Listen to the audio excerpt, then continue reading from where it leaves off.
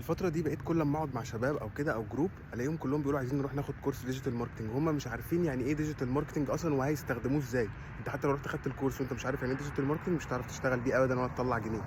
بُص، هو الdigital marketing تخيل إن أنت عندك business وعايز توصّله للناس كلّها اللي قاعدة على حاجات إلكترونية زي موبايل أو لابتوب أو أيًا كان social media platforms أو أي حاجة، فعايز إن أنت الناس تشوف الbusiness بتاعك، فأنت لو ما عندكش business هتاخد الكورس تعمل بيه إيه؟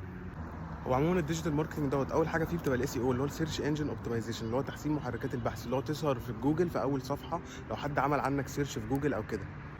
تاني حاجة اللي هي السوشيال ميديا ماركتنج اللي هي البلاتفورمز زي فيسبوك وانستجرام وتيك توك والحاجات ديّة الإعلانات الsponsor والكلام ده كله.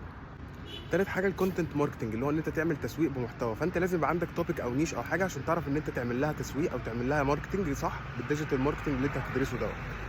ورابع حاجه اللي هي الايميل ماركتنج، الايميل ماركتنج دوت اللي هو لما انت تبقى بتجمع داتا بيز بايميلات العملاء فتبدا تبعت لهم ان انت عامل ديسكاونت او عامل اوفر او عامل حاجه او غيرت فرع او فتحت فرع جديد او كلام من ده كله.